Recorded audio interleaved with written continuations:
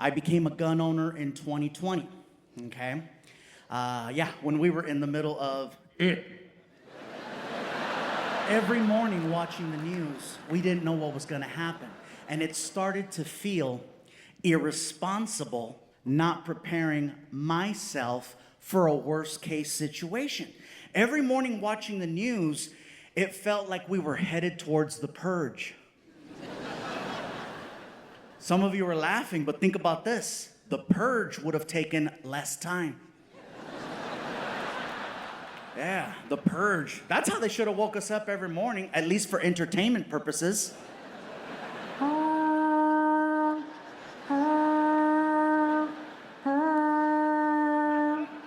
I'd like to thank you for your participation in the pandemic. The local time is 7:45 a.m.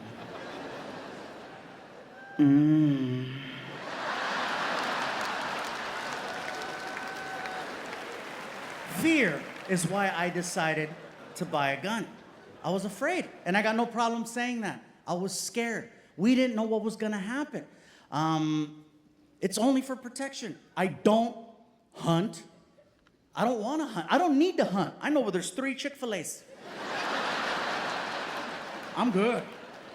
I don't go out on the weekends, you know. Pull! There's no crank, crank, crank, crank, crank, crank, crank. I still own a Nintendo. I don't need that shit. Fear is the only reason why I decided to buy a gun. So next thing you know, I wound up at this sporting goods store right by my house. I walk in there, and this place is packed full of people that normally would not have been open to the idea of owning a gun.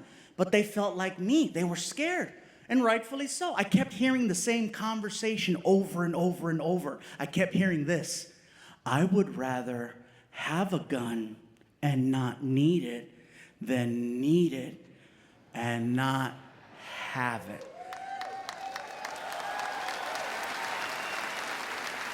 And I don't care where you're from, that makes a lot of sense. And I was not about to let politics interfere with my personal safety. So next thing you know,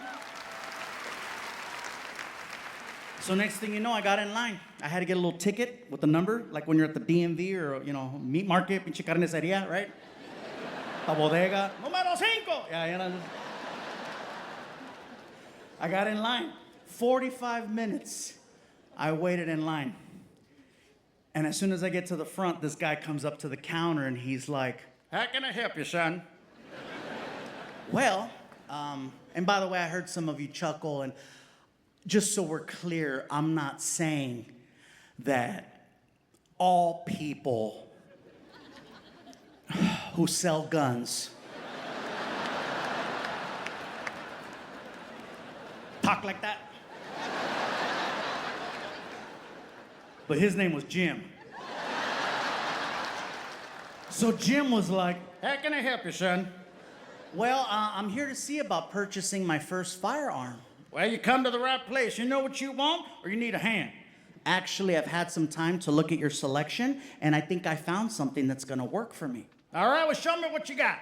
Okay, right over here in the case, right here, this one. This one? Yeah, right here. This right here. This one, yeah. The one right here in the front. This one. No, not that one. This one. This one. No. This one. Not that one. This one. No, right here. The one in the front. With the tag. The tag. Right here. The one that says 2-2.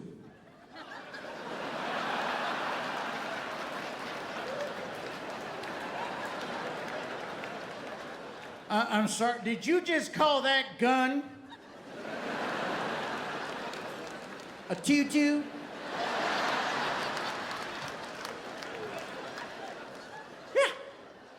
What? Jim, right? Jim, don't look at me like I'm crazy, dude. I'm just reading the tag. It says it right here. Look at right here in the front. It says 2-2. You mean a 22?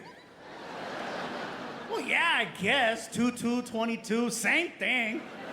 Son, I hate to break it to you, but there's a big difference between a 2-2 and a 22. But hey, this is California, so whatever floats your boat, son, all right? Now, is there any particular reason why you have selected a 2-2? Well, as impressive as your selection of guns here is, I recognize a lot of them from movies. It's a bit much for me. I'm very simple. This gun looks very manageable. It's small, and it looks easy. Plus, it's on sale. You know what I mean? And I mean, come on, man. A gun's a gun, right?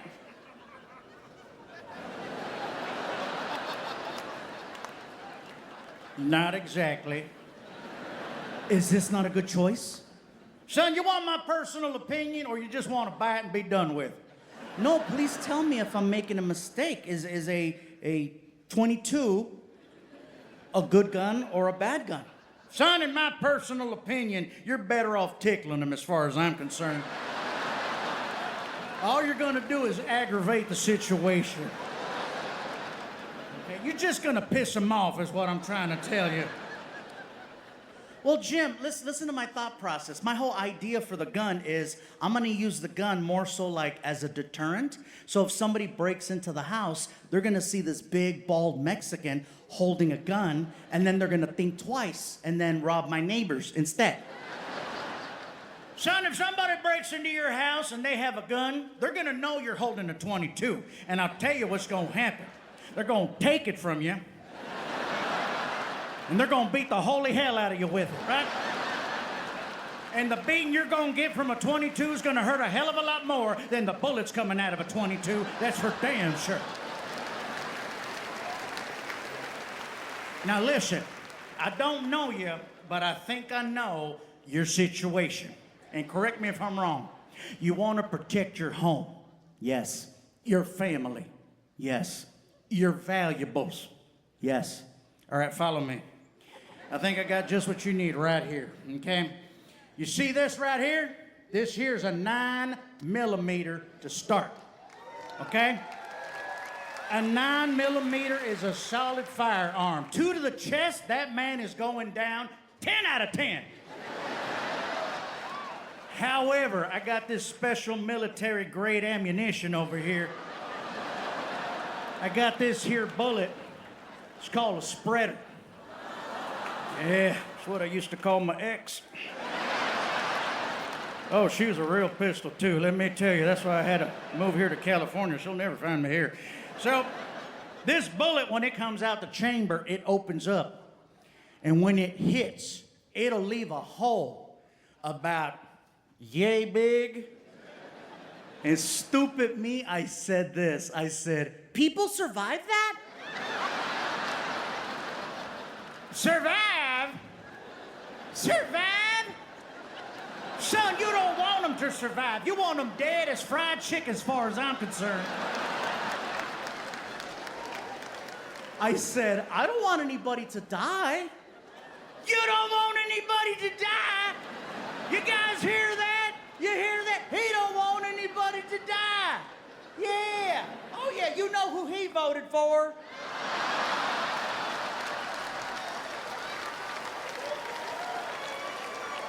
Look here, Tutu, you're stressing me the hell out, man. I want to help you, but you gotta want to help yourself. So listen, I'm gonna do everything in my power to get through this. I'm gonna paint a picture for you, okay? Your home. Someone breaks in to your home. They have a gun. You have a gun. You have already told this person to leave or you will shoot. And they're not leaving. Matter of fact, they're doing the complete opposite. They're getting closer and closer and closer and closer. Now they're so close you can see the whites of their eyes. This individual is standing directly in front of you. You can see each other. This individual is prepared to do whatever it takes to leave with whatever they want, including taking your life. My question to you is, are you prepared to do the same? Are you willing to protect your family, your home, your valuables, and most importantly, yourself in this situation? What are you gonna do?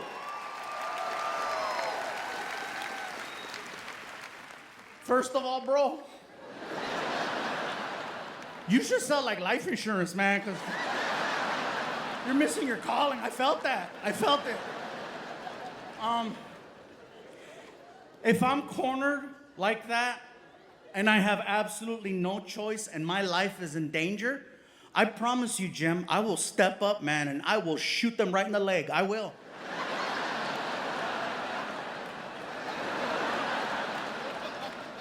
You really think you're gonna hit the leg, Mr. First Handgun owner? Hey, if I buy that bullet you're trying to sell me that covers that much, up close, I could hit a leg. 2 steps closer, I'll shoot him in the huevos. I will, dude. I'll hit a pelota. I will. No more babies, man. All right. You don't gotta get graphic on me now. Son, you know what's gonna happen if you shoot someone in your home, in the leg, and they live? Yeah, I know what's gonna happen. I'm gonna sleep better knowing I didn't take a life. And I was able to protect my home, my family, and my stuff. That's what's gonna happen. Clearly you're a Disney fan. That's about the biggest fantasy I've ever heard right there. Son, I would ask you if you knew, but clearly you don't, so I'm not gonna waste my time spinning my wheels on this one. I'm just gonna call it like it is. If you shoot someone in your home and they live, they can come back and sue your ass. That's right. And here's the kicker. They're gonna win. That's right, they're gonna win. And not only are they gonna get everything they wanted to get when they first broke in, when it's all said and done, you are gonna cut them a big fat check. Now, what do you gotta say about that? Said that motherfucker's gonna die.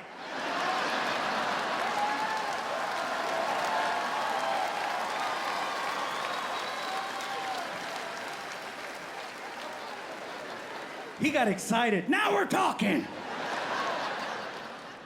I found out something that day. I found out that people that sell guns are a lot like people that sell used cars. They play on your emotions and then they start to upsell you and make you buy things you don't want or need.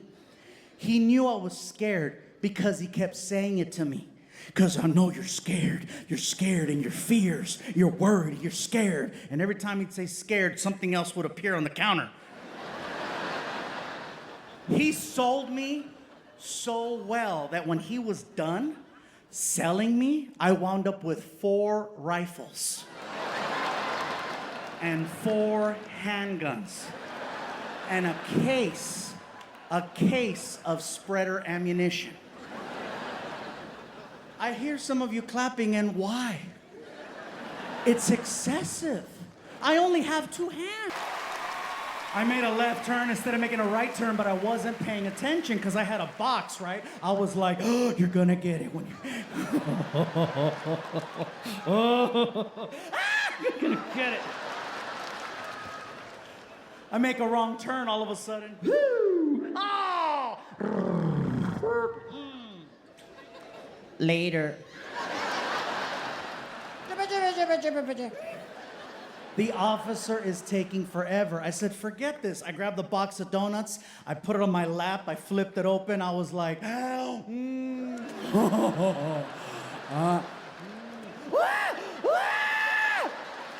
just as I was about to tear it up, the officer gets to the window. And he's like, you know why I stopped you? It was too easy. I picked up the box and I said, 'cause you can smell it.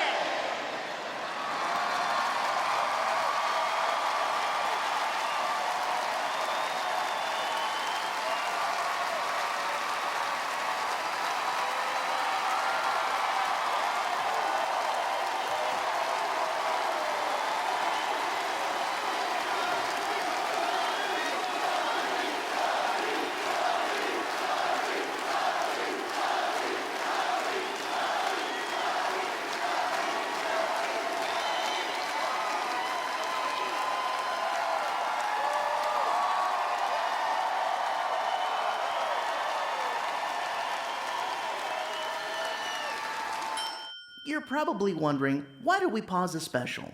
Again. Well, I just wanted to let you guys know that most comedians would have already said thank you, good night, gone home, cashed their Netflix checks, and hope they get another phone call. Please call me Netflix. But this guy is not most comedians. That's what happens when